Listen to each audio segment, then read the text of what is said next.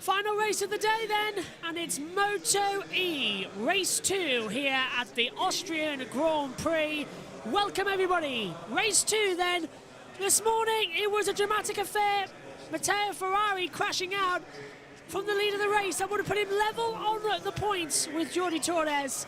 Now Torres leads by 26 with 5 races remaining across 2 weekends.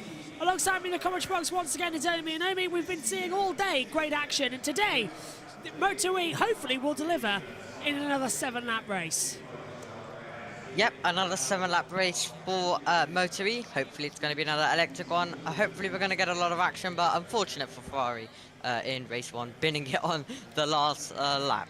But this one is going to be an absolute cracker, is this MotoE race. So, it's Kevin Zanoni on pole position, Matteo Cassidy, Eric Granado, Matteo Ferrari, Heiko Kubo, Hector Garzo, Miguel Pons, Jordi Torres, Kevin Manfred, Randy Kumanaka, Andrea Mantovani, Tito Rabat, Oscar Gutierrez, Nicolas Spinelli, Mika Perez, Alessio Filelio, Alessandro Zarcone, and Maria Herrera. 1 minute to go then, and then we'll be racing. And I think, we're going to be in for, hopefully, fingers crossed, a good session, a good race at least. Hopefully, as we mentioned, race 1 was a tiny bit weird. There was a lot of dramatic moments, but it also felt boring at times. We've had better races this season where it's been electric, it's been action-packed, and there's been dramatic moments at the same time. Action-packed for all of the laps. Hopefully, this one is going to be something similar, as we have the red flag at the front. I hope you are correct in that matter. I would certainly like it to be eventful and dramatic. It's what we need, it's what we deserve. We need constant action. Yeah, red flag at the front then. It'll get taken away and then it'll be all eyes.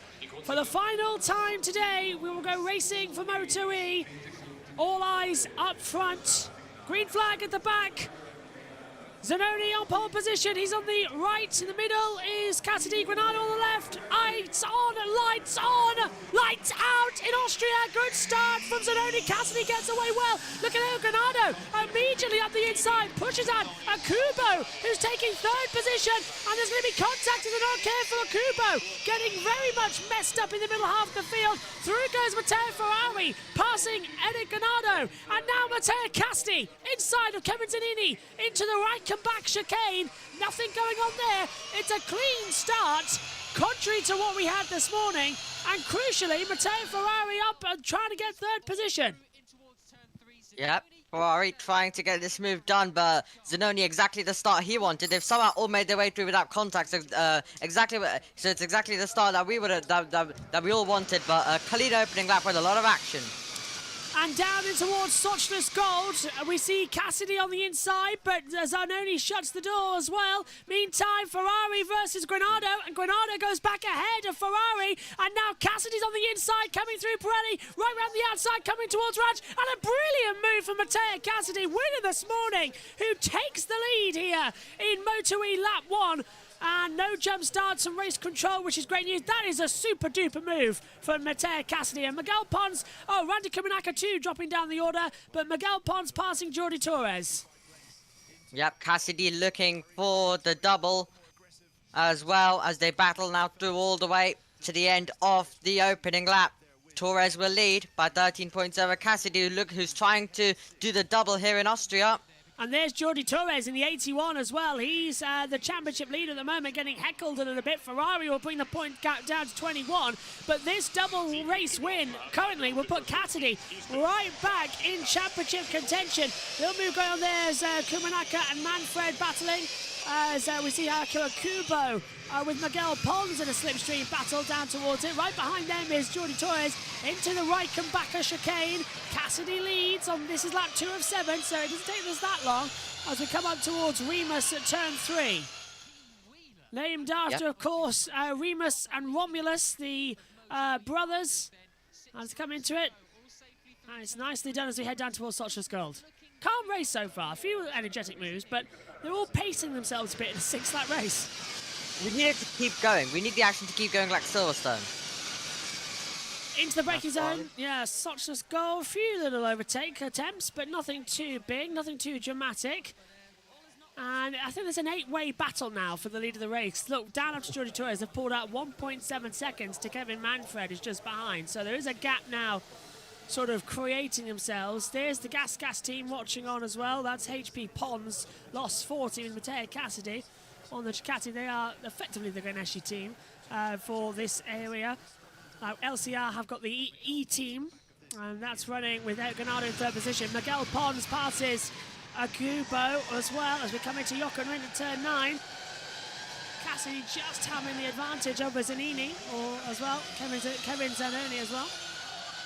There's Akubo. Crashed out this morning though, Akubo. Wants to make up for it. He said it was a bad error of judgment, so he definitely wants to get a better result here. Just 3 corners to go. How's this doing?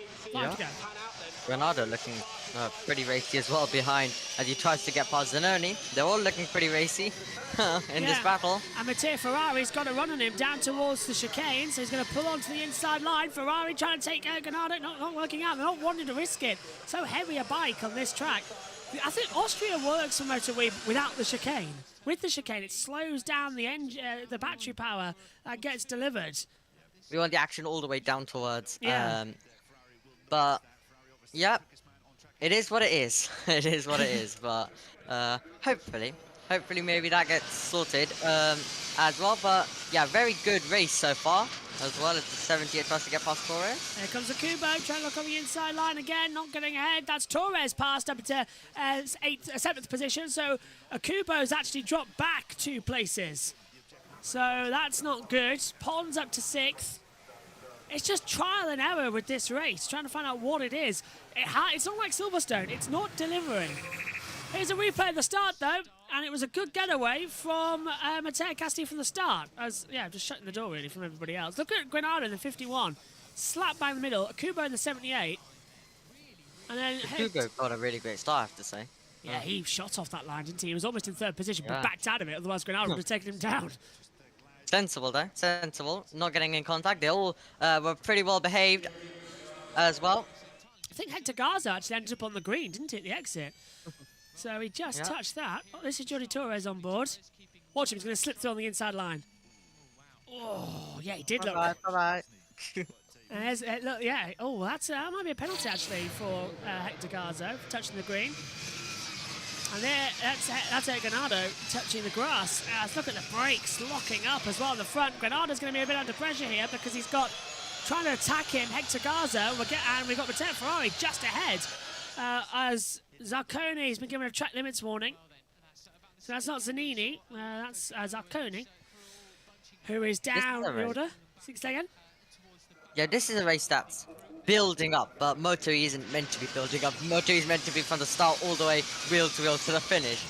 There's no build up in MotoE. It's just action all the way from the start to the end. And we're not getting that as we see a replay. So this is the battle for 3rd. That's Granado dropping down. Ferrari got a run on him and slipped on the inside line to turn 1. So a good move from Matteo Ferrari. 4 laps to go. Okay, this is decent. I think Cassidy's got the race win, you know. Unless he does a Ferrari from this morning and crashes out. I've seen worse things happen, to be fair. Anything's possible to the last corner on the last lap in Moto, E, 2, 3, GP, all of them. Anything's possible all the way to the end. You've got him. Yeah. Now through the chicane we go the last part of the track, the Red Bull Mobile. No noise, of course. It's very hard to hear half the time. Cassidy across the line, 1:38.742. That's his best lap time so far. The gap between them is half a second now. A little bit of a mistake from Cassidy. Kevin Zanoni as well will close up on him now. Zanoni, I think, is just playing the long game. He saved some of the energy, I reckon. He's going to push harder now as they come through the chicane. Yeah. It looks like we might be getting an electric last lap. But we want it electric from the start to the finish like Silverstone was. So instead of Torres leading the championship by 26 points, he'll leave here with Cassidy now in the mix, 14 points back, and Ferrari down to 3rd, 19 points back. But a 3-way championship fight in the last 2 weekends of running is absolutely, well, to go in your face, electric. Catalunya and San Marino will wrap up the MotoEs. So it should be fun. few little mistakes coming through there as well. But Cassidy What holding weekend off. are both on? Yeah. I'm just expecting this to change. Go on. Yeah, hopefully whatever weekend they're on is an F1, so we can cover it live. Catalonia is on the same weekend as Italy. Oh, Yeah, and it clashes a little bit, yeah.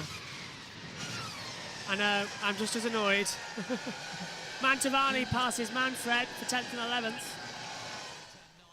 So 3 to go. what session is it clashing with? I think it's the F1 race as well. So the F1 race? The F1 quali, sorry.